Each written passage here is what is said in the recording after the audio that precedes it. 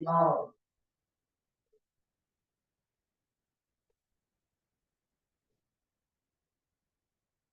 kama qala Rasulullah sallallahu alaihi wasallam. Ahlan wa sahlan wa marhaban bikunna ya ayyuhal ummahat, ya ayyuhal akhwat, at-talibat al-karimat fi hadzal majlis Miss Mother Islamic School di Bandung, yang kita berada di penghujung daripada bulan Safar tahun 1446 Hijriah,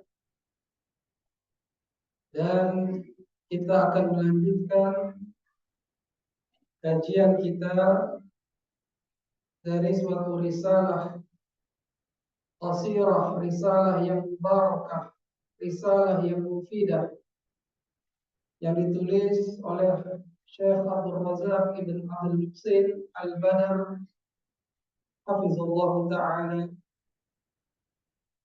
yakni dari risalah yang berjudul Asl Qawaid fi Tazkiyatin Nafs, 10 kaidah di dalam pensucian jiwa. Dan kita akan memasuki Al-Qaidatul Ashirah, kaidah ke-10 atau kaidah yang terakhir.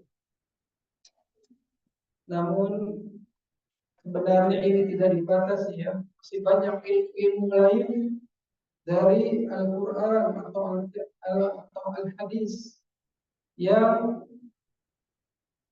bisa mensucikan jiwa kita. Kita berujaah sebentar apa saja yang telah kita bahas pada kaidah-kaidah sebelumnya. Yakni di kaidah yang pertama, tauhid sebagai pokok dasar dalam pensucian jiwa, atau tauhid. Lalu ada doa sebagai kaidah kedua yang merupakan kunci dalam pensucian jiwa. Dan doanya ini kalau sudah sering diamalkan, maka insya Allah akan menempel bagaikan surat Al-Fatihah tatkala kita membacanya dalam salat. Allahumma ati nafsi taqwaha wa zakkiha anta khairu man zakkaha anta waliyuha wa maulaha. Ya Allah, berikanlah kepada jiwaku ketakwaannya. Anta khairu man zakkaha, engkaulah sebaik-baik yang mensucikannya. Anta waliyuha wa maulaha, engkaulah penolong, engkaulah penguasanya. Engkau adalah yang memiliki jiwa, sehingga jiwa itu bisa bersih. Yang ketiga, Al-Quran sebagai sumber dalam pensucian jiwa. Al-Quran merupakan dustur, pedoman, perundangan-undangan, pedoman hukum dalam kehidupan sehari-hari bagi seorang muslim, baik laki maupun perempuan. Al-Quran sumber pensucian jiwa. Lalu ada kaidah keempat, mengambil seseorang dijadikan qudwah, dijadikan uswah, dijadikan teladan dan panutan. Siapa lagi kalau bukan siapa? Rasulullah Muhammad bin Muttalib Quraisy sallallahu alaihi wasallam. Lalu di antara kaidahnya yang lain, yaitu kaidah kelima, at-takhriyah wa tahliyah, mengosongkan atau membersihkan dahulu, baru kemudian menghiasi.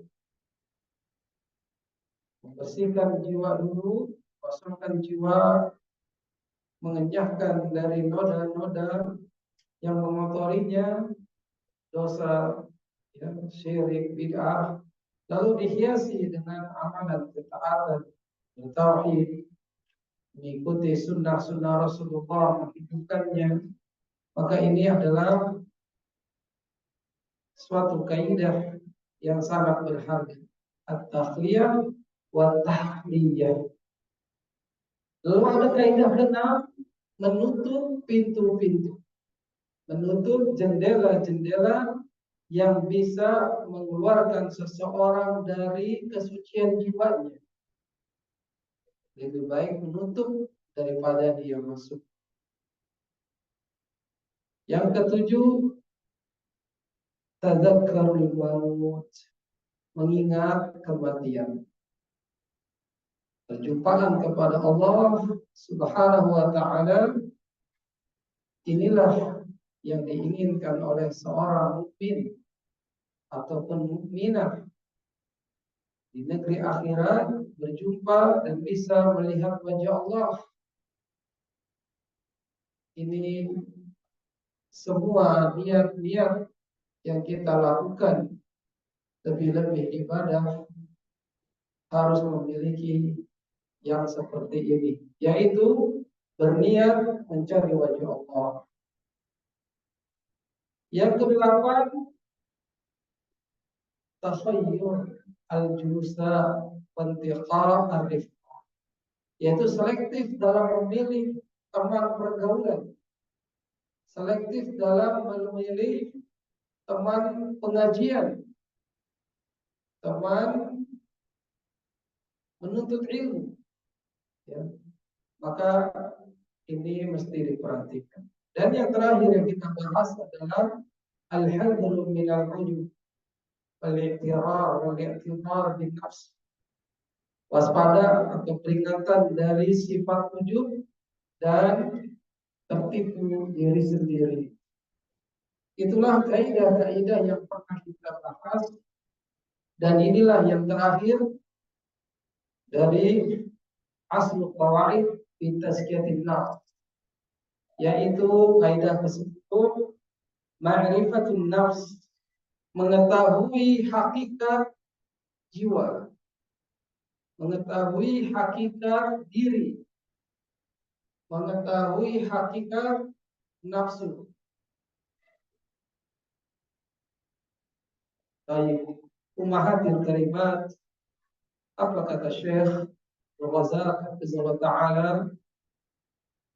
Katanya, wa mimma yatahattamu fi babi tazkiyatin nafs, dan apa-apa yang bisa menyempurnakan di dalam bab tazkiyatun nafs, yaitu adalah ma'rifatu haqiqati hadhihi nafs, mengetahui hakikat jiwa, mengetahui pengertian seluk-beluk daripada jiwa itu tersebut. Wa ma'rifatu sifatiha, mengenal daripada mana sifatnya, liyashulal li'tida'iha, agar mudah bagi seseorang tatkala sudah mengenal jiwanya, akhirnya apa? Akhirnya bisa memahami, akhirnya bisa melindungi, ya, mudah untuk melindungi jiwanya, mudah untuk menyucikan jiwanya. Wa ri'ayatuha, menjaganya. Wa mudawatuha minal afatil lati tatarra'u 'alaiha, yaitu mudah untuk mengobatinya dari penyakit yang merusak jiwa, yang masuk ke dalamnya. Ini adalah hal yang dapat kita rasakan tatkala mengenal hakikat jiwa.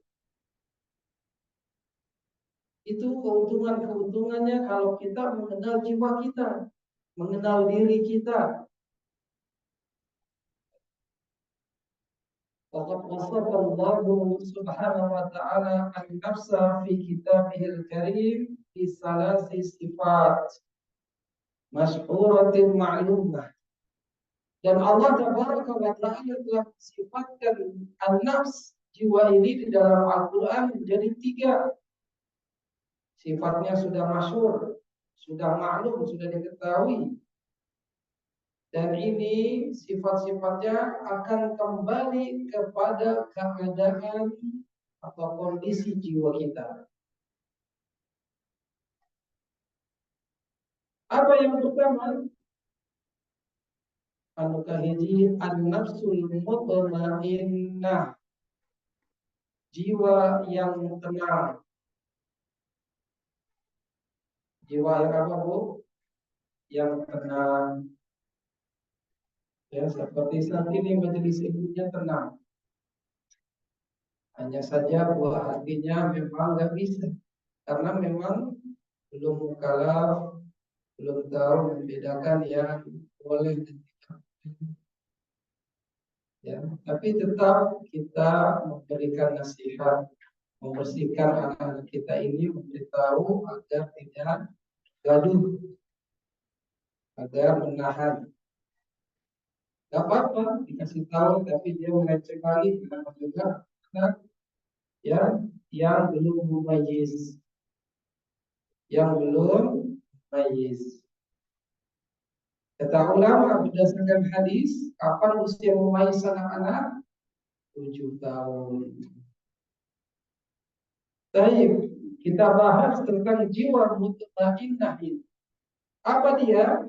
Wahiyallati itma'annat bil imani wa dzikrillah ta'ala wa ibadatihi wa husnil iqbal. Jiwa yang mantap dengan keimanan, yang berzikir mengingat Allah Ta'ala, yang beribadah kepadanya, dan selalu kembali kepada Allah Subhanahu wa ta'ala. Inilah jiwa yang tenang, nafsul mutmainnah, mantap keimanannya, selalu mengingat Allah, beribadah kepadanya, dan selalu kembali kepada Allah. Kama qala ta'ala, sebagaimana Allah firmankan, alladzina amanu wa tatma'innu qulubuhum bi dzikrillah, yaitu orang-orang yang beriman, yang tenang hati-hati mereka. Dulu jamak dari qalbun. Asal kata qalbun sebenarnya itu jantung. Ya, bolehlah kita artikan jantung hati, karena jantunglah yang berdebar-debar, karena dialah yang berbolak-balik.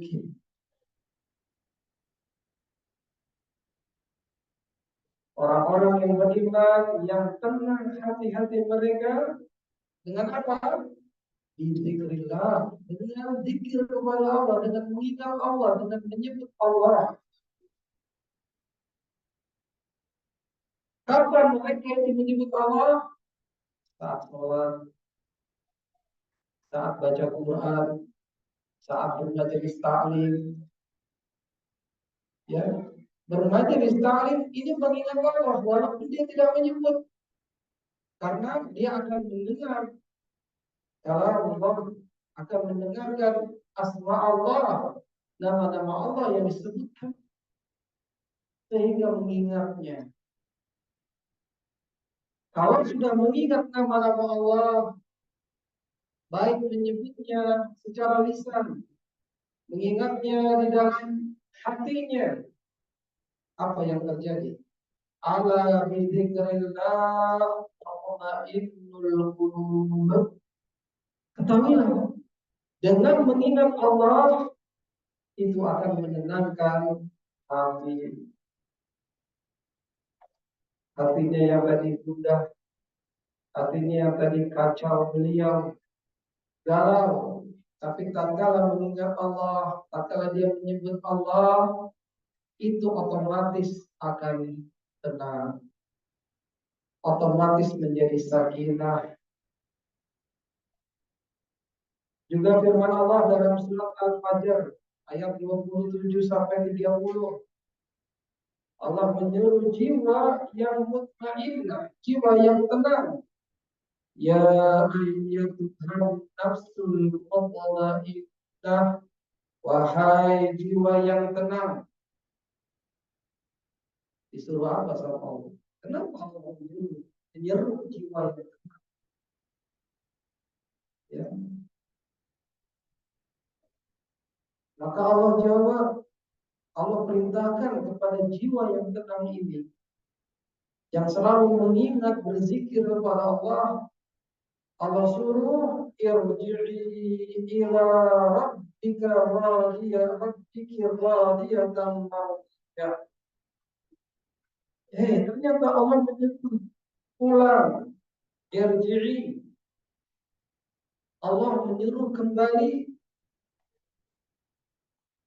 kepada siapa? Irji'i ila rabbik. Kembalilah wahai jiwa kepada Rabb kamu.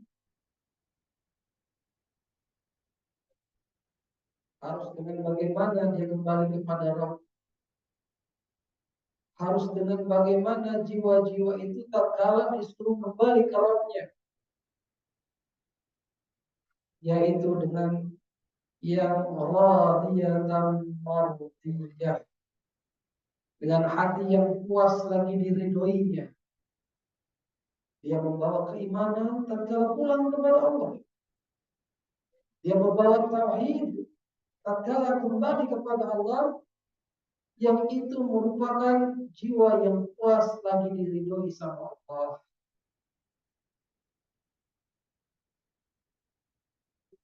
Siapa orang-orang yang diridhoi? Yang di dalam Al-Quran, para sahabat dari kalangan muhajirin atau ansar,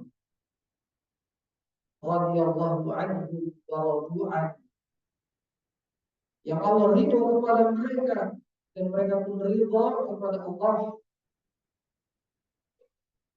Inilah orang-orang yang mendapat keridhaan Allah, yang sudah sepatutnya kita contoh dalam beragama. Para sahabat yang Allah ridho kepada mereka dan mereka pun ridho. Kemudian tatkala Allah menyuruh kembali jiwa itu kepada pemiliknya dengan penuh puas dan keridhaan dari Allah, Allah suruh masuk pada huli fi ibadi. Maka masuklah wahai jiwa kepada kumpulan hamba-hambaku. Ya, Allah menyebutnya ibad, jamaah dari abdun, ibad, hamba-hamba. Ternyata sudah ada hamba-hamba yang masuk perkumpulannya. Ya, ini perkumpulannya orang yang beriman, masuklah ke dalam. Ini ada perkumpulannya orang-orang yang kafir, maka janganlah kita berada di dalam. Wadkhuli jannati, dan masuklah ke dalam surgaku. Nah, ya ayyuhan nafsul mutmainnah, irji'i ila rabbiki radiyatan mardiyah, fadkhuli fi ibadi wadkhuli jannati. Nah, an-nafs, nafsul mutmainnah, jiwa yang tenang, jiwa yang sakinah, tenang. Ini adalah jenis jiwa yang pertama. Yang kedua, an-nafsul lawwamah, jiwa yang mencela pemiliknya. Al-lawwamah, menyela, menyesali dirinya sendiri.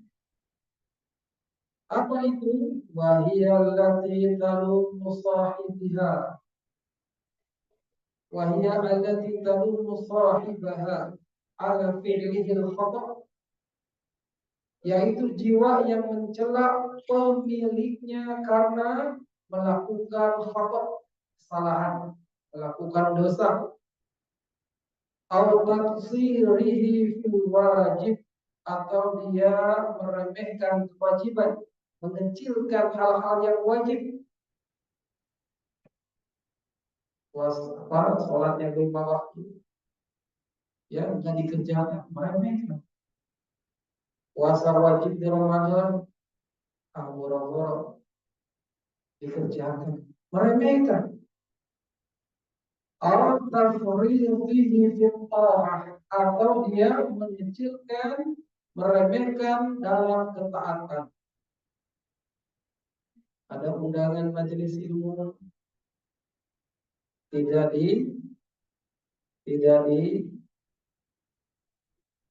apakan, tidak dihiraukan, ya, acuh, tak acuh, tidak mau untuk duduk di majelis ilmu yang merupakan usaha termudah. Inilah suatu usaha kita untuk menuju surganya Allah. Dan bahkan ini adalah usaha termudah daripada yang paling mudah. Cuma duduk di majelis ilmu, tapi akan bisa masuk ke dalam surga. Man salaka tariqan yaltamisu fihi ilman sahala bihi tariqan ilal jannah. Ini dalil yang menunjukkan bahwasanya majelis ilmu adalah majelis termudah untuk masuk ke dalam surga. Tapi orang yang an-nafsul lawwamah, jiwanya yang meremehkan, yang mencela, dia meremehkan ketaatan. Sebagaimana Allah firmankan dalam surat Al-Qiyamah, surat yang berada di juz berapa? Juz 29. Allah firmankan, wa yuqsimu bin nafsil lawwamah, dan aku bersumpah dengan jiwa yang amat menyesali dirinya sendiri. Dia menyesali dirinya sendiri. Kenapa dia menyesali? Ya, karena ini mencakup jiwa yang baik dan jiwa yang keji. Disebut jiwa yang amat menyesali karena banyaknya berganti warna dan berulang-ulangnya tidak berada dalam satu keadaan, gak tetap, gak istiqomah. Dan karena jiwanya ini mencela orangnya pada saat meninggal dunia atas perbuatan yang telah dilakukan. Sedangkan jiwa yang beriman juga mencela orangnya tatkala berada di dunia atas kemalasan, ya, tidak menunaikan kewajiban, malas menuju majelis ilmu, malas cari ilmu, sudah Islam nggak cari ilmu lagi karena kelalaian. Jadi orang itu akhirnya bicara, kenapa ya dulu saya nggak sholat tahajud, kenapa ya dulu nggak pernah ke majelis ilmu padahal ada undangannya, kenapa kok ada pelajaran tahajud, ada pelajaran bahasa Arab nggak ikut, tapi bahasa Inggris ikut, bahasa Prancis ikut, ya, belajar tajwid, ya, yang merupakan juga suatu ilmu cabang dari Islam, agar bacaannya sesuai dengan Rasulullah SAW. Maka dalam ayat ini, jadi wala uqsimu bin nafsil lawwamah adalah sumpah atas pembalasan, dan balasannya itu adalah apa yang telah dikerjakan di dunia. Yang nyesel. Kalau yang berbuat kufur, berbuat maksiat, nyesel.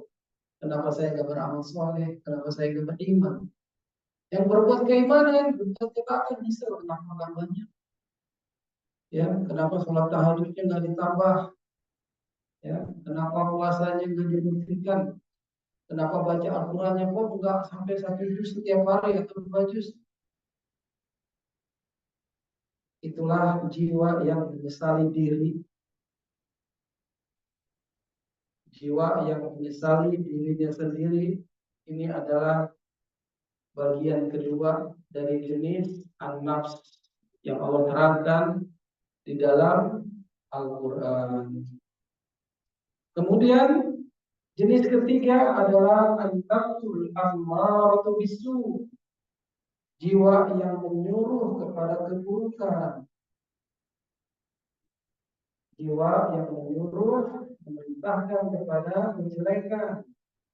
Mahiyah, وهي التي تحث صاحبها على فعل المحرمات, yaitu jiwa yang pemiliknya terdorong atau jiwa yang mendorong pemiliknya untuk melakukan hal-hal yang haram. Terus juga warbikabil asar, yaitu jiwa yang selalu berbuat dosa-dosa. Wataquduhu ila mawatinil munkarat, jiwa yang menuntun kepada tempat-tempat yang mungkar. Wa mawadi'ir radilah, tempat-tempat yang hina. Wa tadfa'uhu ila fi'il qaba'ib, jiwa yang memotivasi kepada perbuatan yang lebih buruk. Warmoda'in yang hina, ya. Senangnya kemana? Tempat diskotik, nongkrong, ya, gak ada manfaatnya. Ke tempat-tempat hina, ke konser-konser musik, ke tempat-tempat yang hina, ya, yang di situ jiwa ini selalu menyuruh kepada keburukan. Nonton yang tidak disyariatkan, artinya nonton yang mengundang murka Allah. Ini sebagaimana telah datang dalam surat Yusuf, Nabi Allah, ya, dari Bani Israel, yang mana Yusuf alaihissalam merupakan nabi yang tertampan di antara nabi-nabi yang ada. Allah menukil perkataannya Yusuf, wala ubarri'u nafsi inna nafsa la'ammarat bisu illa ma rahim rabbi, dan tidaklah aku membebaskan dari kesalahan, dari dosa. Sesungguhnya an-nafs, jiwa itu, nafsu itu benar-benar menyuruh kepada keburukan, kecuali apa yang dirahmatkan oleh Rabbku. Ya, di tatkala Yusuf alaihissalam digoda oleh siapa? Digoda siapa? Zulaikha, istri pembesar Mesir. Ya, tapi Yusuf alaihissalam adalah mempunyai nafsu yang dirahmati. Kalau nafsunya tidak dirahmati, maka dia akan terjatuh kepada kehinaan. Nah, itulah tiga sifat jiwa yang hakikatnya keadaannya itu berkaitan dengan diri. Nah, di manakah an-nafs kita ini, jiwa kita dari tiga ini, kita ada di mana? Inginnya seperti yang pertama, mutmainnah, tenang, ya, selalu berzikir kepada Allah.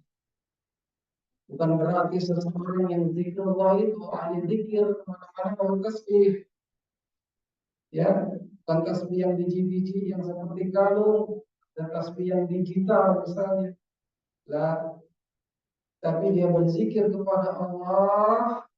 Di samping lisannya selalu mengucapkan kalimat-kalimat pujian kepada Allah, seperti subhanallah walhamdulillah wala ilaha illallah Allahu akbar, dan subhanallah wa bihamdihi subhanallahil azim.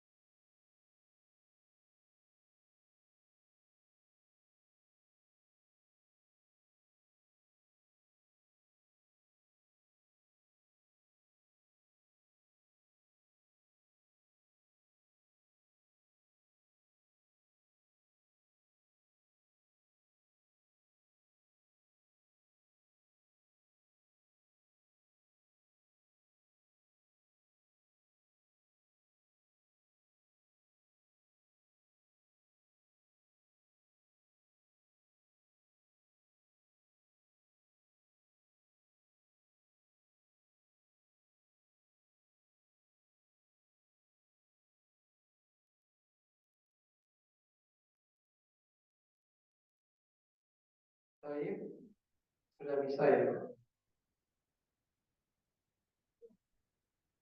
Nah, kita lanjutkan. Ada permisalan perumpamaan yang dibawakan oleh Syekh Abdul Razak Taala untuk kita dapat mencerna, karena gambaran ini mudah ya dari perumpamaan ini, sehingga kita bisa bersungguh-sungguh untuk memperbaiki dan mensucikan jiwa kita. Diringkas oleh Syekh Abdul Razak, ada dua perumpamaan dari dua imam yang besar, dua imam yang mulia. Al-Mithalul awal yang pertama ini permisalan perumpamaan dari Al-Imam Al-Ajuri rahimahullahu taala. Di dalam kitabnya ada nufus, adab-adab jiwa, adab jiwa. Imam Al-Ajuri rahimahullah yang wafat tahun 360 Hijriah. Beliau berkata, aku membuat permisalan untuk kalian yang mudah dipahami. Insyaallah. I'lam anna nafsa masaluha kamasalil muhril hasani minal khair. Katanya, kata Al-Imam Al-Ajuri, sesungguhnya jiwa manusia itu seperti anak kuda yang bagus. Idza nadhara ilaihi nadhiru a'jabuhu husnuhu wa biharuhu. Jika seseorang memandangnya, dia akan terpesona dengan kebagusan dan keindahannya. Fayaqulu ahlul basirah, berkatalah pakar kebudayaan, ya, la yuntafa'u bihada hatta yuradu riyadatan hasanatan. Ya, anak kuda ini belum bisa ditunggangi sampai dijinakan dan dilatih dengan baik. Ketika hal itu telah dilakukan, maka kuda ini akan bisa dimanfaatkan, akan bisa diperintah dan ditunggangi. Orang yang menungganginya pun akan memuji. Wa ya'udu rakibuhu. Jadi orang yang naik kuda itu akan memujinya. Awaqiba ta'dibihi wa riyadatihi. Akan memuji kudanya, hasil dari penjinakan dan pelatihan anak kuda tadi.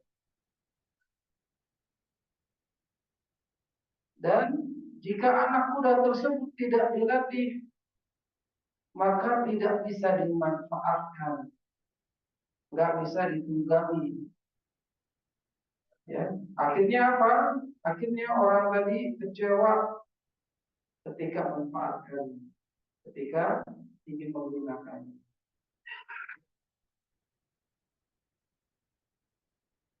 Ya, ini permisalan pertama yang dibawakan oleh Imam Al-Ajuri. Fa'in qabila sahib hadal kufri qala ahli nasiha wal basira bihi alima anna hadha qaul sahih. Ya, maka aku memuji hasil penjinakan dan pelatihan anak kuda tersebut jika anak kuda tersebut tadi dilatih dan dikatakan pemilik anak kuda tersebut menerima nasihat dari ahli atau pakar kuda. Dia akan mengetahui bahwa ini adalah perkataan yang benar. Ya, ada qaulun sahih. Pada fa'ahu ila ghadin faradahu. Dia pun akan membawanya ke seseorang yang ahli untuk menjinakkan dan melatih kuda. Kemudian seseorang tidak mungkin bisa menjadi pelatih kuda yang baik kecuali dia memiliki ilmu bagaimana melatih kuda, yang juga harus disertai dengan kesabaran. Jika pelatih tersebut punya ilmu dalam melatih kuda, maka pemilik kuda akan bisa memanfaatkan kudanya.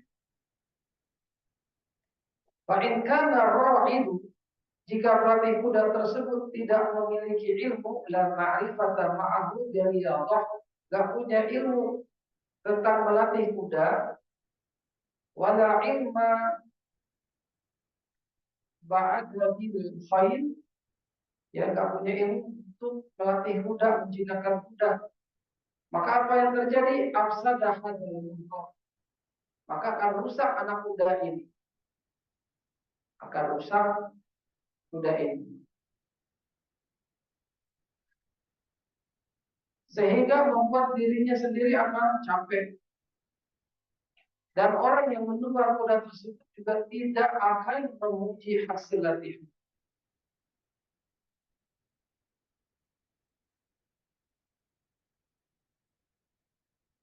Maka jika pelatih kuda tersebut punya ilmu tentang melatih dan menjinakkan kuda, tapi nggak punya kesabaran dalam menghadapi masalah, ya, masa-masa sulit tatkala melatih kuda, nggak bisa jinak-jinak, ya, orang ini melatihnya seenaknya sendiri, bahkan nggak ada semangat dalam melaksanakan kewajibannya melatih kuda, maka anak kuda itu pun akan menjadi rusak. Anak kuda itu menjadi rusak dan jelek.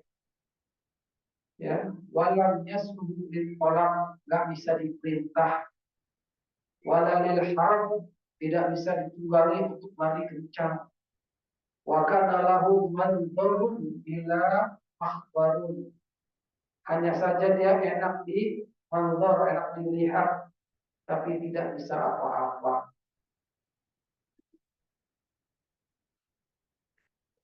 Jika pemiliknya adalah pelatihnya itu sendiri, dia punya kuda, punya anak kuda, dia melatihnya sendiri, dia akan menyesal karena kecerobohannya. Padahal di mana tidak bermanfaat lagi penyesalan. Yaitu kapan?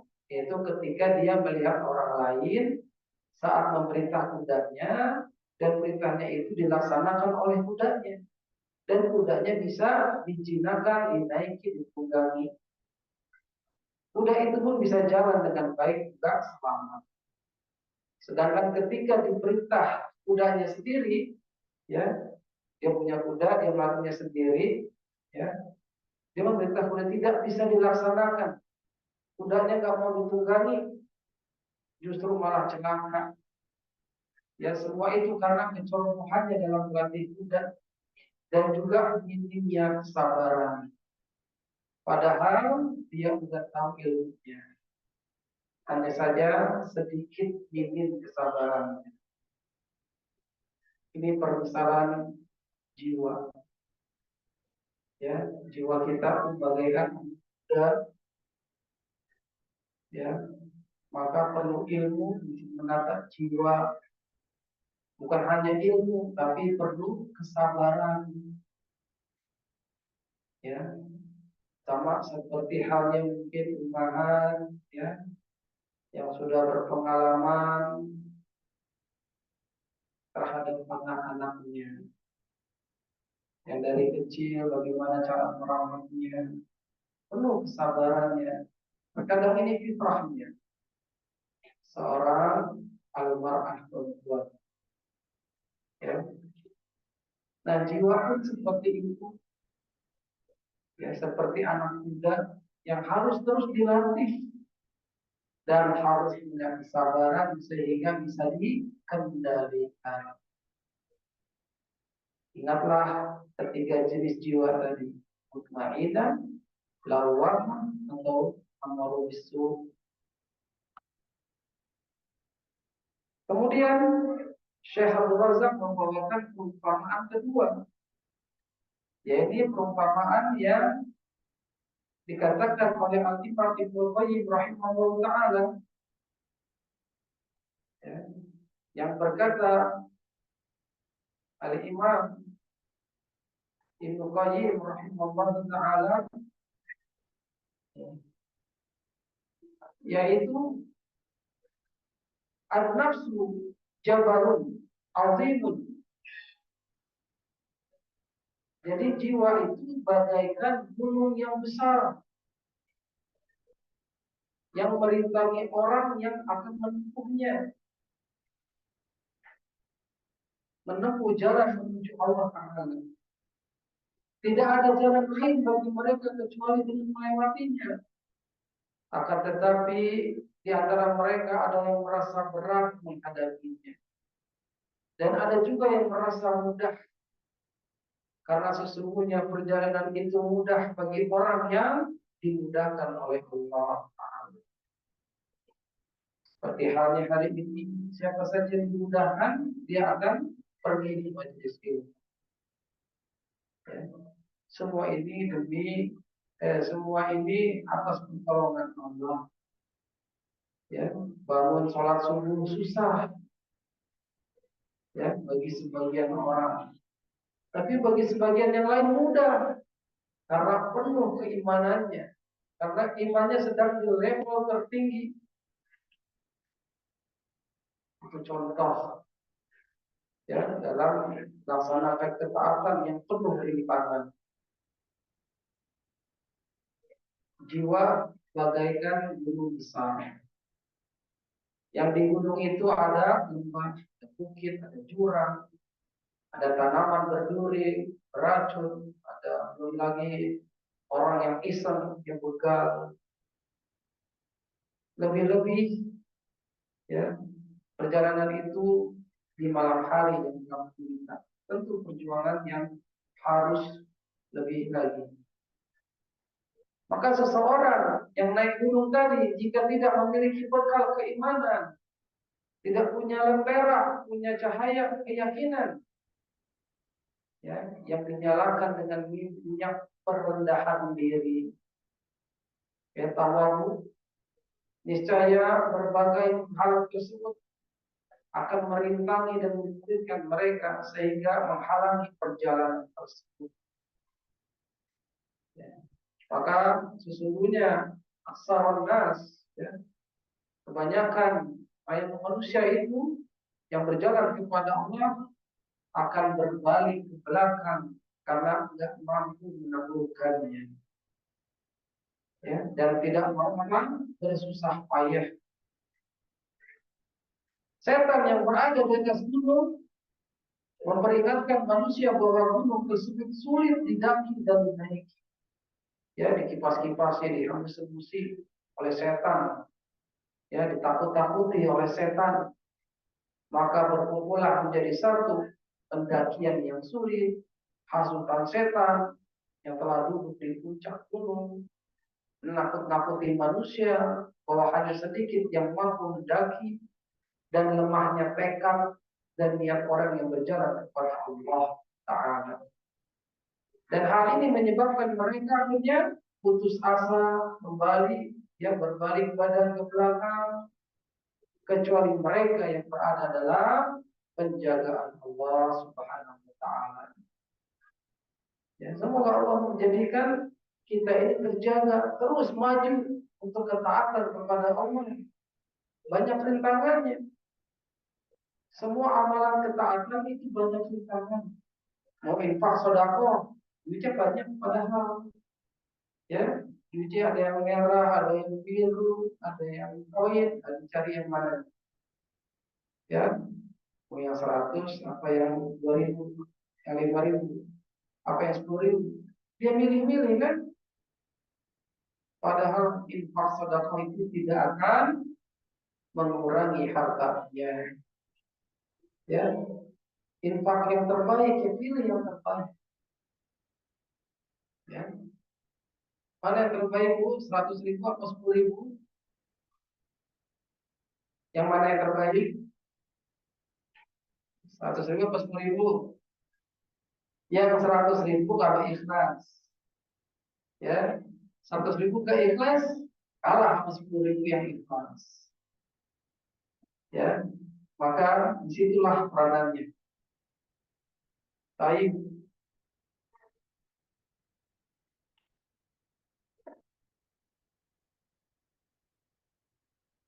itu penjelasan.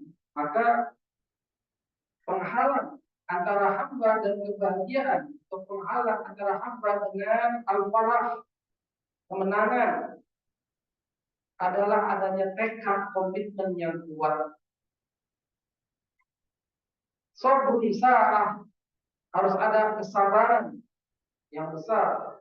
Wasaja'ah nafs, syaja'ah keberanian jiwa.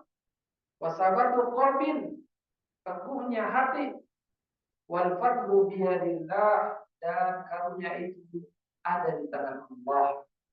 Yu'tihi man yasha, Allah berikan kepada siapa yang dikehendaki. Wallahu dzul fadlil azim, dan Allah lah yang memiliki karunia yang besar. Ini ada di dalam Madarijus Salikin karya Al-Imam Ibnu Qayyim rahimahullah ta'ala. Inilah permisalan yang menjelaskan kepada kita keadaan jiwa juga. Kalau yang pertama, Imam Ajuri bagaikan anak kuda yang harus dilatih. Ya, pemiliknya harus punya ilmu dan juga harus kesabaran. Biar kudanya itu bisa bermanfaat, bisa ditunggangi. Bukan hanya enak dilihat, dipandangnya. Ya, bisa berlari kencang, nurut kalau kita suruh jinak. Tapi perumpamaan jiwa kata Al-Imam Ibnu Qayyim rahimahullah dalam kitabnya Madarijus Salikin adalah bagaikan orang yang naik gunung. Ya, sudah pernah naik gunung enggak, Bu? Lagi masa mudanya ya. Gunung apa, Ustaz? Banyak gunung di Bandung. Maka lakukan ketaatan itu sulit, bagaikan naik gunung. Puasa dengan apa? Sulit. Ya, mau buka Quran sulit juga, lebih banyak buka gadgetnya. Maka buru-burulah dihabiskan, segera untuk melawan. Ya. Nah, itu perumpamaan yang dinukil oleh Syekh Abdul Razak bin Ta'ala, yang dibawakan oleh Imam Al-Juzri dan Imam Qayyim rahimahullahu ta'ala. Ya, permisalan yang menggambarkan kondisi jiwa, bahwa jiwa itu butuh perbekalan, bahwa jiwa itu ada butuh pengobatan yang diusahakan pemiliknya. Jika dia tidak bersungguh-sungguh memperbaiki jiwanya dengan metode yang sejalan dengan agama dan sabar dalam menempuhnya, niscaya jiwa itu akan lepas kendali dan merugikan pemiliknya. Ya, ini butuh bekal. Bekalnya apa? Iman, ilmu. Pengobatannya apa? Sabar. Yang kita sebutkan nanti ini yang telah kita pelajari, kaidah-kaidah dalam pensucian jiwa itu termasuk adalah bagiannya, yaitu obat. Obat-obatnya dari penyakit jiwa. Tauhid adalah obat dari kesyirikan. Ya, sunnah adalah obat daripada kebid'ahan. Maka kata Syekh Abdul Razak, wa hadzal masal, ya, permisalan ini juga yang sudah tadi disebutkan adalah gambaran kondisi jiwa kita. Ternyata kita itu butuh bekal. Wa khairuz zadi taqwa, dan sebaik-baik bekal adalah takwa. Apa itu takwa? Antama lebih fa'illah ala nurin Allah tarjuni sawaballah. Wa antatruka ma'syiatallah ala nurin Allah akhaf iqamah. Itu takwa. Dan takwa adalah sebekal-bekal sebaik-baik bekal akhirat. Kita beramal dan datang kepada Allah yang dilandasi dengan cahaya Allah, dilandasi dengan ilmu. Kita melakukan ketaatan, kita berharap kepada Allah pahala. Ya jangan nggak berharap. Hari ini bermajelis ilmu nggak punya harapan kepada Allah, kan nol. Harus punya harapan, yaitu agar bisa berjumpa, agar bisa melihat wajah Allah, agar bisa dapat surga Allah. Ketakwaan juga hendaknya Anda meninggalkan kemaksiatan, meninggalkan keharaman, meninggalkan kebidahan, juga harus dilandasi. Kenapa kamu meninggalkannya? Harus punya rasa takut akan azab dari Allah. Saya nggak mau meninggalkan sholat. Oh, saya mau meninggalkan sholat, Ustaz. Ya, kalau bagi wanita yang haid, meninggalkan sholat, meninggalkan puasa saat haid, itu bentuk dari ketakwaan, bentuk dari ketaatan kepada Allah. Kalau haid dia malah sholat, itu namanya tidak taat. Kalau haid malah puasa, itu namanya tidak taat. Suami menyuruh untuk tidak puasa, saya puasa Senin Kamis, dia malah puasa. Padahal ketaatan kepada suami saat itu lebih utama daripada mengerjakan amalan sunnah. Ya Bu ya, yang begitu Bu ya, harus taat kepada suami. Baik, itulah 10 kaidah yang dibawakan oleh Syekh Muhammad Taala untuk mensucikan jiwa kita. Dan Syekh memberikan khatimahnya untuk dalam kitabnya ini, katanya wa ba'da ma taqaddam min bayani hadhil qawaid allati tu'ayyin al-hadaf ala tazkiyatin nafsihi. Setelah menjelaskan kaidah-kaidah yang dapat membantu seorang hamba dalam membersihkan, menyucikan jiwanya, wa tatahhiruha, dan juga dapat membersihkannya, ya. Zahara bijala'i hajatin nafsi ila muhasabah. Zahara nampak, zahirnya jelas kebutuhan hamba untuk mengintrospeksi diri, muhasabah. Madamat bidaril mahlah wal amal, selama dia berada di dunia. Yang dunia ini merupakan apa? Negeri yang fana. Dunia ini tempat apa? Untuk beramal. Sebelum hamba berdiri di hadapan Allah, mempertanggungjawabkan apa yang telah diperbuat selama di dunia. Di sidang kita siap untuk disidang di hadapan Allah. Sudah siap? Belum. Masih sedikit amalan kita. Masih banyak dosa-dosa kita. Maka persiapkan. Ya, jangan lalai lagi. Ya, segeralah seperti yang telah dijelaskan pada kaidah-kaidah, berteman dengan orang-orang yang saleh, yang salihah. Selektif dalam cari teman. Teman itu bukan dikatakan hanya yang makan-makan pada ngumpul, tapi giliran susah tidak ngumpul, tidak diingatkan. Giliran terjerumus kepada dosa malah dijauhi. Jangan, tapi di reminder, ditegur, diingatkan. Itu teman sejati. Wa qad kana as-salafus salih yuzakkiruna an-nas.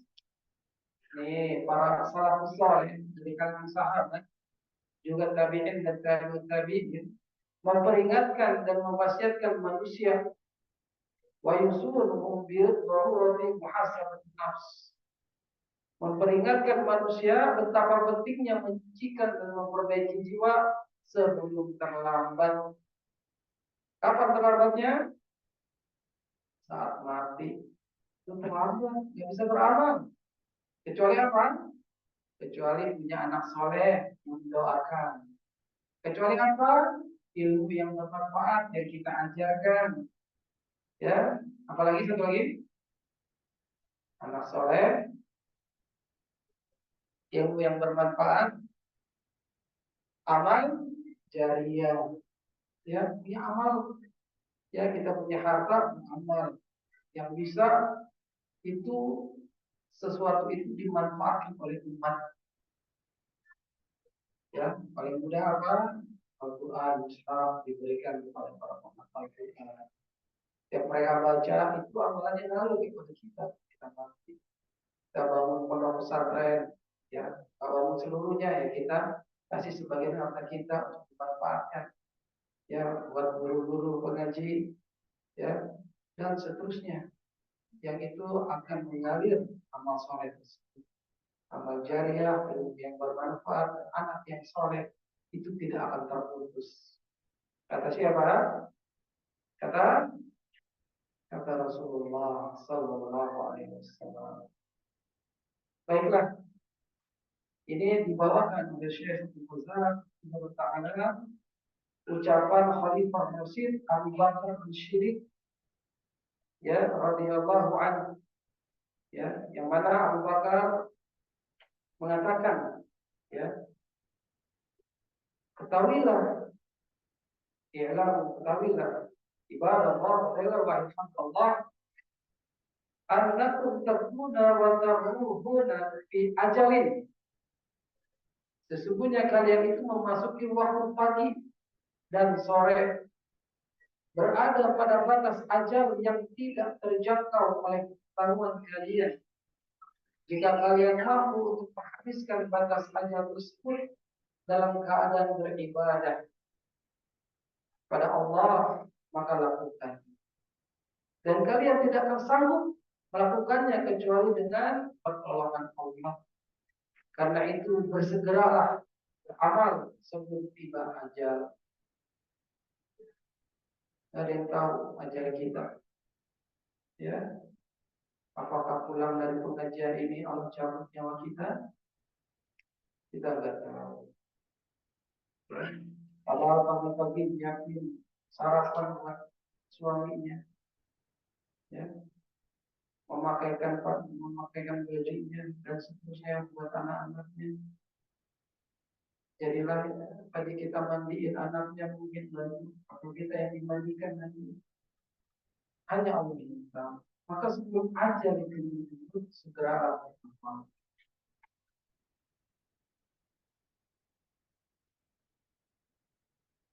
Karena ada suatu kaum yang menyerahkan ajal mereka kepada orang lain dan mereka lupa akan diri mereka sendiri, maka aku melarang kalian untuk menjadi seperti mereka. Sesungguhnya di belakang kalian ada pengejar yang takas dan bergerak begitu cepat, yaitu apa? Al-maut. Mati itu selalu datang, pasti akan datang.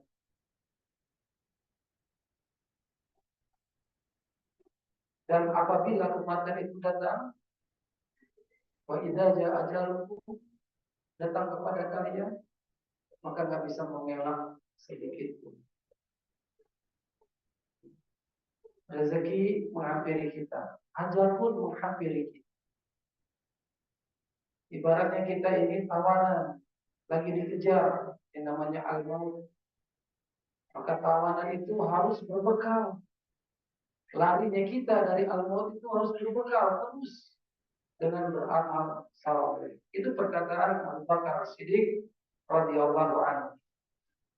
Ya, ingat, dan kalian tidak akan sanggup melakukannya kecuali dengan pertolongan Allah. Maka minta tolonglah kepada Allah dalam ya. Susah nih mau baca Al-Quran, kita tolong ya Allah, tolong bisa baca Al-Quran, bisa ngambil Al-Quran, bisa buka Al-Quran, bisa beradab terhadap Al-Quran dan seterusnya. Ya Allah, tolong nih aku mau pergi ke majelis ilmu, minta tolong. Ya. Terus setiap ketaatan minta tolong kepada Allah. Karena ada hasutan setan yang menarik itu. Berkata khalifah yang kedua, siapa? Umar bin Khattab radhiyallahu anhu.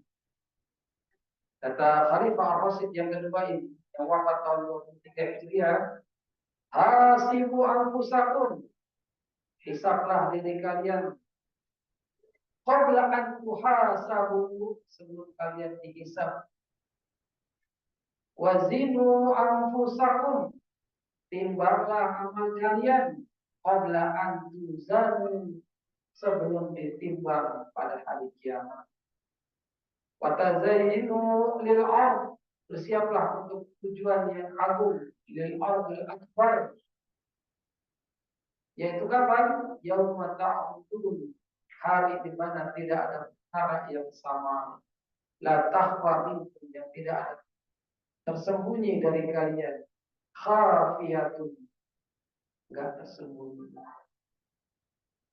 Ya, maka saat di dunia adalah saat beramal.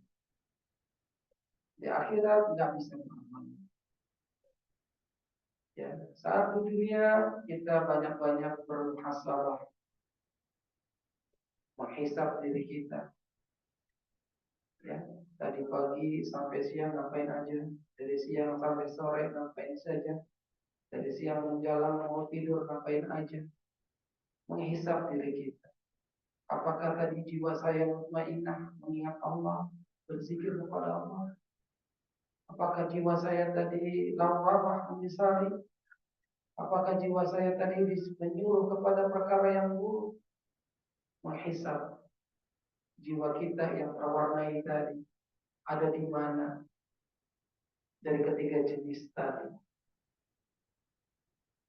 Ya. Sebelum datang hari kiamat, maka hisablah sehingga bisa memperbagus amalan sama. Kemudian berkata Al-Khalifah Tsalis Utsman bin Affan yang wafat tahun 35 Hijriah, ya, wafatnya sama seperti Umar, yaitu dibunuh juga, terbunuh. Kata Khalifah Utsman bin Affan radhiyallahu an, ya ibn Adam, ya keturunan Adam, wahai manusia, ketahuilah bahwa malaikat maut yang ditugaskan kepadamu senantiasa mengintaimu, ini bagaikan sniper, dan meninggalkan orang lain sejak kamu berada di dunia, seolah-olah dia berpaling dari orang lain menuju pada, ya, terus dikeker, ya, sniper mengeker senapan. Ini al-maut. Maka waspadalah, siapkan dirimu dan jangan lalai, karena sesungguhnya malaikat maut tidak pernah lalai. Jadi harus ada rasa seperti ini. Ya, malaikat maut selalu mengintai, mengejar setiap orang.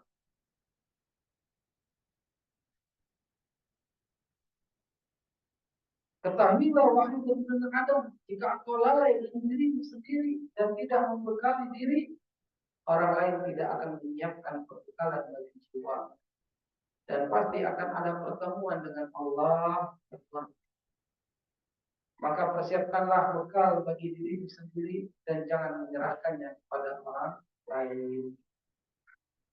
Ya. Nitip amal, nitip doa, berdoa sendiri. Kalau bisa masih bisa berdoa. Ya. Mensucikan jiwa adalah dengan diri sendiri. Tidak diserahkan kepada orang lain. Nah, itu perkataan yang Utsman bin Affan radhiyallahu anhu. Kemudian Khalifah Rabi', Khalifah yang ketiga, keempat, siapa? Ali bin Abi Thalib radhiyallahu anhu. Ya ayuhan nas, wahai manusia, inna akhwafa ma akhwafu alaikum tulal amal. Wahai manusia, yang paling aku takutkan atas kalian adalah tulal amal, panjang dan wattiba'ul hawa, mengikuti hawa nafsu. Fa'amma tulul amali, ya, maka jika panjang angan-angan itu akan melalaikan kalian dari akhirat. Ya. Wattiba'ul hawa. Adapun mengikuti hawa, fayudillu 'anil haq, itu akan menyesatkan kalian dari kebenaran. Panjang akan ini, masih punya cita-citanya dunia terus, padahal nggak tahu kematian selalu mengintai. Karena hal tersebut lalai, ya, ingin kejar karir terus, hawa nafsu dituruti, itu akan menyesatkan dari kebenaran. Ketahuilah bahwa dunia telah berlalu di belakang, sedangkan akhirat ada di depan. Dan keduanya, yaitu dunia dan akhirat, memiliki anak. Jadilah anak-anak akhirat dan jangan menjadi anak-anak dunia. Karena sesungguhnya di hari ini, yaitu di dunia, adalah waktu beramal dan tidak habis. Sedangkan besok, yaitu di hari akhirat, adalah waktu dihisab dan tidak ada waktu lagi untuk beramal. Ya. Al-yawm amalun wala hisab. Di dunia itu beramal, tidak dihisab. Godan hisabun wala amal. Sedangkan di akhirat hari dihisab, diperhitungkan oleh Allah dan tidak bisa beramal. Nah, itulah penjelasan dari Khalifah, ya, Khulafaur Rasyidin. Sedangkan ada penjelasan Al Hasan Al Basri, seorang tabi'in, ya, itu bisa dibaca. Terakhir, Syekh Abdul Razak berdoa, ya, nas'alullah ta'ala bi asma'ihi al-husna wa sifatihi al-uliyah. Kita mohon kepada Allah Ta'ala yang memiliki nama-nama yang husna dan sifat-sifat yang maha tinggi untuk memperbaiki kita di dunia, ya, dan ya diperbagus, ya, segala apa yang ada di kemudahan urusan-urusan kita, memperbaiki dunia kita, yaitu dengan banyak beramal soleh. Ya. Allahumma ati nufusana taqwaha. Ini doanya buat kita semua. Wa zakkiha anta khairu man zakkaha anta waliyuha wa mawlaha. Wa sallallahu ala nabiyyina Muhammad wa ala alihi wasallam. Ya. Berakhirlah 10 kaidah yang Syekh Abdul Razak memberikan kepada kita, ya, dari ilmunya ini. Semoga memberkahi kita, bisa diambil manfaatnya. Ya, jangan lupa terus berdoa agar jiwa kita ini, ya, selalu bersih, selalu suci. Karena kata tazkiyah itu dari kata zakat. Zakat itu artinya adalah, secara bahasa adalah ziyadah dan nama, bertambah dan berkembang. Teruslah bertambah kebersihannya, kesuciannya, dan berkembanglah terus dalam ketaatan. Ini akhir dari perjalanan ilmiah, ya. Kita mencari ilmu untuk mensucikan diri kita, mensucikan jiwa kita. Karena kata Allah, pada aflaha man zakaha wa pada khaba man dassaha. Sungguh beruntung orang yang sucikan, bersihkan jiwanya, dan sungguh beruntung orang yang merugi, ya, orang yang memotorinya. Maka di antara yang perlu dihafal dan diamalkan, yaitu Allahumma ati nafsi taqwaha wa zakkiha anta khairu man zakkaha anta waliyuha wa mawlaha. Atau yang termudah, ya qalbi sajid qalbi ala dinik. Nah, Allahu a'lam bishawab. Maka setelah selesai dengan risalah yang pendek ini, entah berapa tahun ini, ya, kita menghabiskan kitab yang kecil ini. Tapi yang sedikitnya ini harus diambil faedahnya, harus berbuah, yaitu buahnya dengan beramal. Allahu a'lam bishawab. Ini ada beberapa pertanyaan dan juga ada pertanyaan buat peserta. Kuisnya ada 2 hadiah, 1 buat offline dan 1 buat online. Yang pertama, adalah pertanyaan dari yang offline. Bismillah, izin bertanya, apa perbedaan jiwa dan qalb? Jiwa dalam bahasa Arab an-nafs, qalb bahasa Arab, bahasa Indonesianya jantung. Ya, itu dari bahasa, ya, dari bahasa. Ini termasuk hal-hal yang disebutkan dalam Al-Quran. Tadi sudah dijelaskan. Dalam Al-Quran Al-Karim disebutkan 3 keadaan jiwa. Ya, jiwa mutmainnah, jiwa lawwamah, dan jiwa amaratul bisu. Itu keadaan jiwa seorang. Setiap orang demikian. Ya, apakah ada yang mutmainnah? Yaitu yang berzikir kepada Allah. Lawwamah menyesali dirinya. Ya, menyesali berbuat maksiat, berbuat haram, berbuat bid'ah, berbuat syirik. Ya, menyesali kok cuma sedikit baca Qur'annya, kok cuma sedikit ngasih infak sedekahnya, dan seterusnya. Dan jiwa yang menyuruh kepada keburukan, yang bilang kalau dituruti terus, ini adalah hal yang musibah, merugikan kita. Ya. Begitu juga kalau kalbun itu disebutkan dalam Al-Quran ada 3 bentuk. Qalbun salim, jiwa yang selamat, ya. Qalbun marid, jiwa yang hati yang sakit, ya. Qalbun salim, hati yang selamat, ya. Jantung hati yang selamat. Qalbun marid, qalbun yang sakit, dan yang ketiga qalbun mayyit, ya, udah mati ini, susah, tapi masih hidup, ya. Pernah dibilangin ini orang disuruh sholat, ya, karena hatinya udah mati, nggak bisa sholat, ya. Susah untuk melakukan ketaatan. Kalau yang mari kalbunya masih bisa disembuhkan, ya.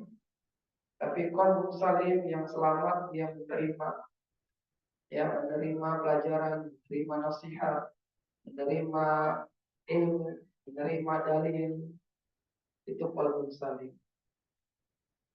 Itu perbedaannya, ya, kalau dilihat. Tapi hakikatnya la farqu bainahum.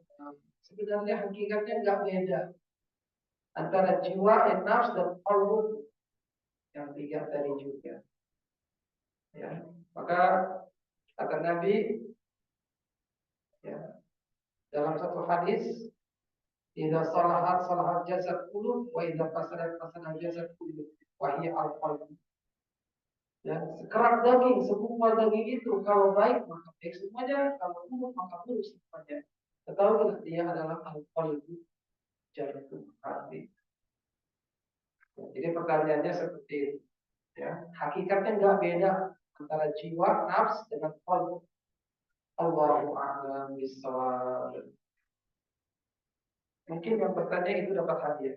Pertanyaannya bagus soal. Yang online ada pertanyaan atau saya yang bertanya?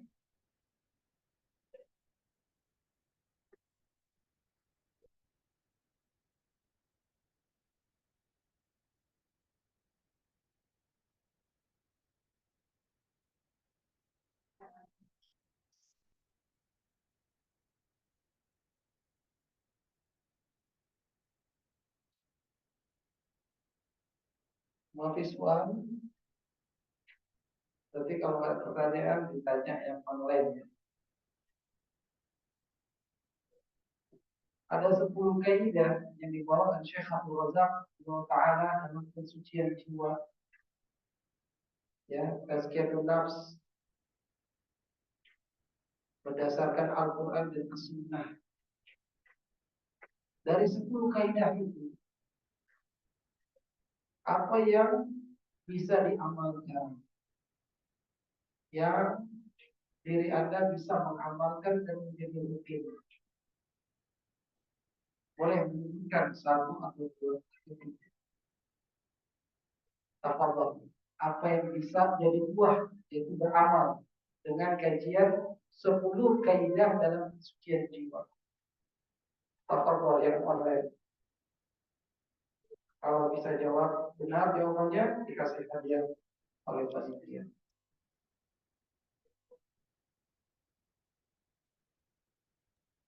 Tafadoli Umu Apta ya, Umu Apta 3B.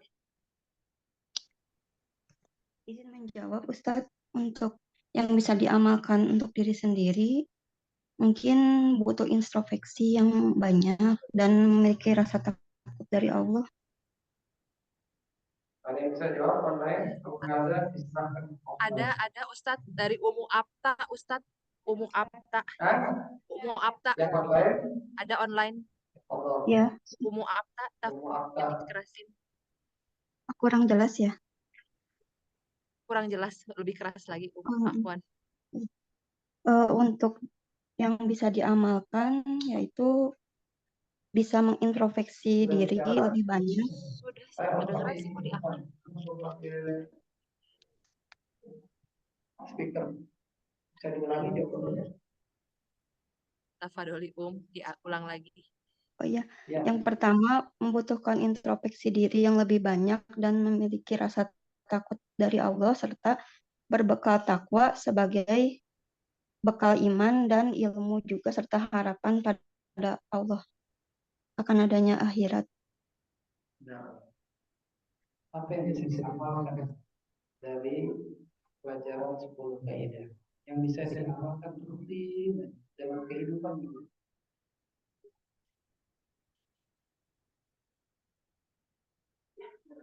Ilmu itu harus berbuah, buahnya itu amal. Apa amalan yang bisa dikerjakan? Mungkin dari kesabaran, keberanian jiwa dan keteguhan hati gitu. Iya. Ada lagi? Introspeksi diri yang tadi. Yang bisa diamalkan lagi, bisa diamalkan secara konkretnya. Biar kita punya jiwa yang suci.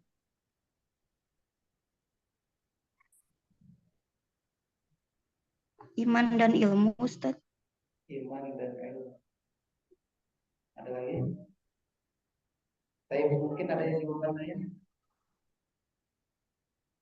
Saya kasih kesempatan jawaban yang lain yang lebih mengena jawabannya.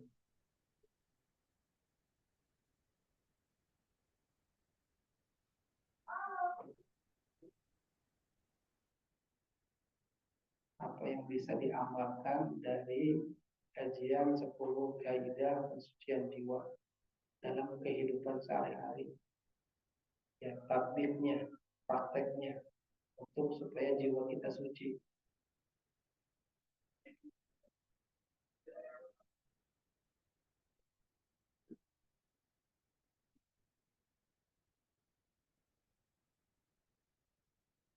Baik, kalau nggak ada, kalau dikasih buku akta hadiahnya yang paling terbesar adalah tauhid selama hidup, yaitu mengisahkan Allah dalam ibadah. Kita terus beramal dengan ini. Jangan sekali-kali melakukan kesyirikan dalam kehidupan. Dan mungkin juga adalah doa agar jiwa kita ini suci. Maka amalkan doa yang diajarkan Nabi. Ya, seperti Anda membaca Al-Fatihah dalam sholat yang nggak mungkin nggak dibaca karena itu rukun dalam sholat yang nggak akan sah sholat seseorang tanpa Al-Fatihah. Maka amalkan doa Allahumma ati nafsi taqwaha wa zakkiha anta khairu man zakkaha anta waliyuha wa maulaha. Inilah doa kunci kesucian jiwa. Allahu a'lam bishawab. Mungkin itu saja yang bisa diberikan, disampaikan. Kurang lebihnya mohon maaf karena yang bicara salah. Mohon ampun kepada Allah dan juga mohon dimaafkan kepada peserta. Kita akhiri subhanaka Allahumma wa bihamdik nasyhadu an la ilaha illa anta nastaghfiruka wa natubu ilaik. Wassalamualaikum warahmatullahi wabarakatuh.